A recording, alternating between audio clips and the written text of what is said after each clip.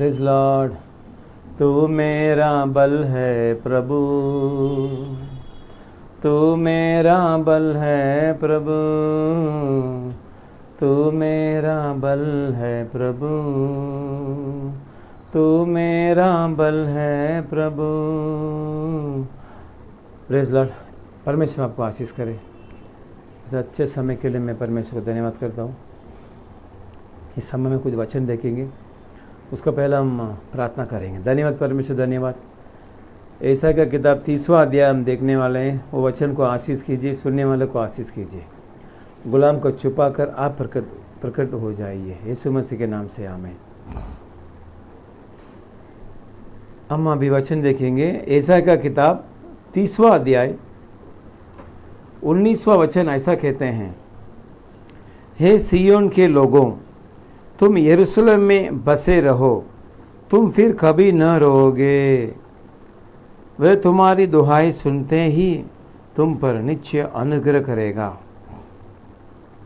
वह सुनते ही तुम्हारे मानेगा। आपको कोई मानते हैं क्या? नहीं। आपको कोई सुनते हैं नहीं क्या? लेकिन यीशु मसीह आपको सुनेंगे, मानेंगे।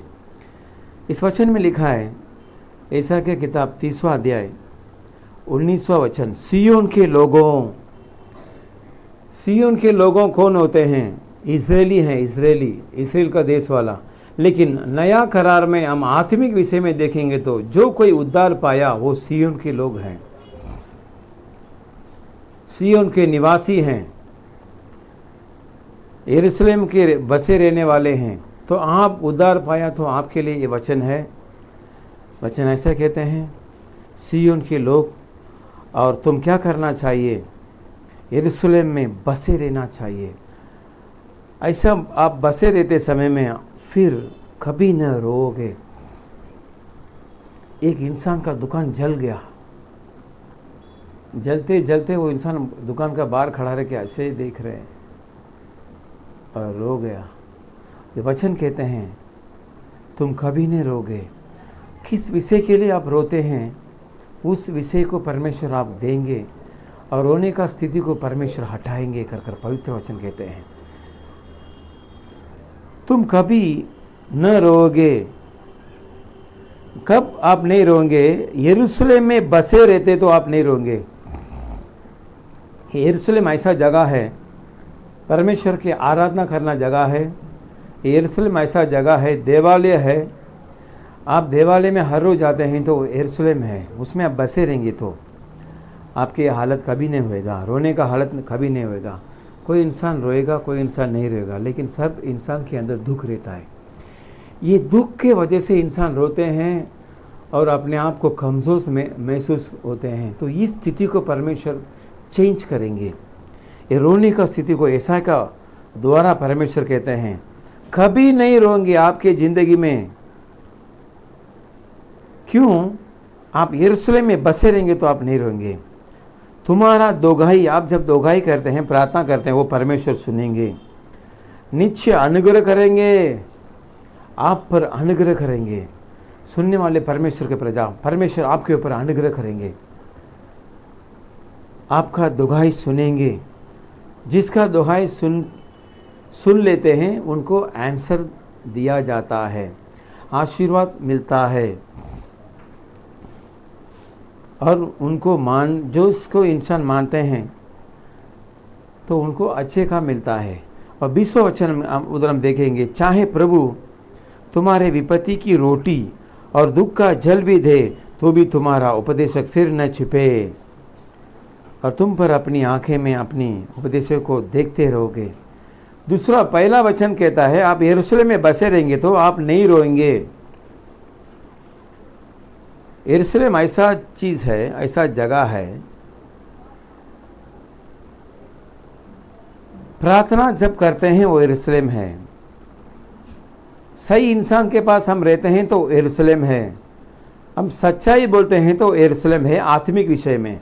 तो हम ये 19वां वचन देखें, आपको रोने का स्थिति आएगा तो आप यरूशलेम में बैठिए, प्रेयर में बैठिए और चर्च में बैठिए, प्रार्थना करिए, परमेश्वर आपको सुनेंगे। और 20वां वचन कहते हैं, चाहे प्रभु तुम्हारे विपत्ति की रोटी, भले आप कष्ट का रोटी खाते हैं और दुख की जल भी आप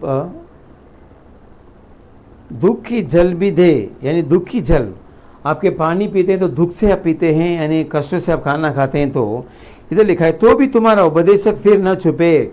ये उपदेशक कौन है? हमारा जैसा भी उपदेशक है, और दूसरा एक उपदेशक वो है, वो परमेश्वर यीशु मसीह है। ये यीशु मसीह आपको उपदेश करेंगे, आप उनको सुनना पड़ेगा, उनकी आज्ञा पालन करना पड़ेगा हर रोज। तभी इधर क्या आशीर्वाद है, ये उपदेशक फिर न छिपे। कष्ट आते समय परमेश्वर आपको नजर नहीं आते हैं, परमेश्वर आपके सामने नहीं आते हैं। परमेश्वर जिसके सामने आता है उनको आशीर्वाद करते हैं। परमेश्वर याकूब के पास आया, याकूब का आशीर्वाद किया। नया करार में बहुत सारे बीमारी को ढूंढकर यीशु मसीह ने गया, उनको आशीष किया। तो ये इधर वचन ऐसा कहता है फिर न छिपे। पहला परमेश्वर आपको छुप गया, लेकिन अभी परमेश्वर नहीं छिपेंगे, आपके सामने आएंगे। क्या चाहिए पूछेंगे। सालोमन को दर्शन में परमेश्वर आया, क्या चाहिए तेरे को? मेरे को ज्ञान दो परमेश्वर, बहुत सारे प्रजा को मैं उसके ऊपर राजा है, मैं उसके ऊपर अधिकारी हूँ, मैं उनको ज्ञान से चलाने के लिए ज्ञान दो। परमेश्वर बहुत प्रसन्न हुआ, उसको ज्ञान दिया। परमेश्वर आपके सामने आएगा, आप भी पूछिए आपको क्या चाहिए। परमेश्वर आपके सामने नहीं छिपेंगे, तब नहीं छिपेंगे। आप कष्ट रहेगा तो अभी परमेश्वर को ढूंढिए, यरूशलेम में बसे रहिए, और तुम अपनी आँखों से अपने उपदेशक को देखते रहोगे। आप यीशु मसीह को देखोगे, जब देखोगे यरूशलेम में बसे रहेगो तो आप देखोगे। और 21वां वचन ऐसा कहते हैं जब कभी तुम दाहिने या बाई और मुड़ने लगो, तब तुम्हारे पीछे से एक वचन तुम्हारे कानों पर पड़ेगा, मार्ग यही है, इसी पर चलो। जो कोई यीशु मसीह को विश्वास करता है उनके लिए एक ही मार्ग है, यीशु मसीह मार्ग है। वो रास्ता में विपत्ति आएगा, तकलीफ है, तकलीफ से पानी पीते हैं, तकलीफ से खाना खाते हैं, लेकिन हर रोज नहीं, आप ऐसा नहीं खाएंगे। एक दिन आएगा, वो दिन आज भी हो सकता है। उपदेशक आपके सामने आएंगे, उपदेशक है यीशु मसीह आपके सामने आएंगे, पूछेंगे क्या चाहिए। ये लिखा है मार्ग यही है। आपको आज ऐसा के द्वारा परमेश्वर कहता है यीशु मसीह मार्ग है। आप दुख उठाते हैं, एक ही मार्ग है, यीशु मसीह है। उस दुख को यीशु मसीह हटाएंगे, रोना का स्थिति को यीशु मसीह चेंज करेंगे। जब चेंज करेंगे, इधर लिखा है यूहन्ना का किताब में 10वां अध्याय में,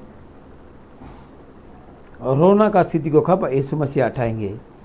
2वां यूहन्ना 10वां अध्याय 9वां। ऐसा का किताब में देखा, रास्ता यही है। वो कौन सा रास्ता है? यीशु मसीह के द्वार, यीशु मसीह के अंदर का रास्ता है। इधर लिखा है द्वार मैं ही हूँ। यीशु मसीह के अंदर आप प्रवेश कर और तो आप उद्धार पाएंगे, और भीतर बाहर आया जाए करेंगे और चारा पाएंगे। यही मेन है। बकरी भेड़ के लिए चारा मेन है।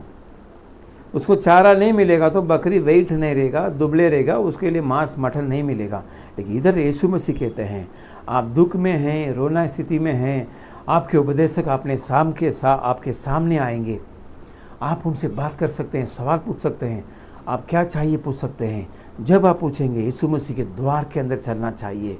उधर हम देखा रास्ता यही है। इधर हम यूहन्ना का 10वां अध्याय में देखते हैं द्वार भी यीशु ही है, वही रास्ता है। उस द्वार में आप चलकर भीतर प्रवेश कर आप उतार पाएंगे। भीतर बाहर आप आया जाया करेगा और चारा पाएंगे। इधर और भी 10वां वचन, यूहन्ना का 10वां अध्याय 10वां वचन लिखा है मैं इसलिए आया कि वे जीवन पाए और बहुतायत से पाए। आप रोने की स्थिति में आपको जीवन कम हो जाएगा, आपका सब कुछ का आशीर्वाद कम हो जाएगा। लेकिन इधर परमेश्वर कहते हैं आप द्वार यीशु मसीह के अंदर आएंगे तो उधर ऐसा कहते हैं रास्ता यही है। आगे उधर लेफ्ट राइट मत देखिए, सीधा देखिए, यीशु मसीह के रास्ते पे आप चलिए। यीशु मसीह आपको ब्लेसिंग देंगे, आशीर्वाद देंगे, आपको उठाएंगे। अच्छा चरवाहा मैं ही हूँ। यीशु मसीह अच्छा चरवाहा है। वही उपदेशक अपने सामने नहीं छुपेंगे करके ऐसा किताब कहता है। इधर यूहन्ना कहता है अच्छा चरवाहा मैं ही हूँ। अच्छा चरवाहा भेड़ों के लिए अपना प्राण देता है। इसके लिए अच्छा चरवा यीशु मसीह है। यीशु मसीह आपके लिए प्राण देंगे, बल्कि लिए आपके सारे आशीर्वाद देंगे। सिर्फ आप यरूशलेम में बसे रहिए और वही रास्ता में चलिए जो सही रास्ता है, जो सच्चा सच्चा बोलने वाला रास्ता है, जो रास्ता में शांति मिलेगा, जो रास्ता में आमने सामने वालों को इज्जत करते हैं, वो रास्ता में चाहिए। परमेश्वर आपको आशीष करेंगे। रोने का स्थिति को परमेश्वर चेंज करेंगे। हम प्रार्थना करेंगे, परमेश्वर आप भी हमारा बल है। हम ऐसा का किताब में देखा, रोने का स्थिति को आप चेंज करेंगे। आपके सामने आपके रास्ता में चलते समय में, यरूशलेम में बसे रहते समय में, सही इंसान में हम बसे रहते समय में, सही जगह में हम बसे रहते समय में, हम प्रार्थना में बसे रहते समय में, हम कलीसिया में बसे रहते समय में, सच्चाई का जगह में हम बसे रहते समय में, हमको रोना ही नहीं आएगा। और यूहन्ना का किताब 10वां अध्याय में लिखा है, और परमेश्वर वही द्वार है, वही रास्ता है, उसके अंदर हम भीतर जाएंगे तो हमको चारा मिलेगा, हमको आशीर्वाद मिलेगा, हमको फूड मिलेगा। परमेश्वर सुनने वालों को आशीष कीजिए, उधार को दूर कीजिए, बिजनेस को आशीष कीजिए, धंधे को आशीष कीजिए, काम को आशीष कीजिए। सारी बीमारी के यीशु मसीह के नाम से दूर हो जाओ। हम उनको आशीष करते हैं, आपके नाम से आशीष करते हैं, हम मांगते हैं यीशु मसीह के नाम से, आमीन।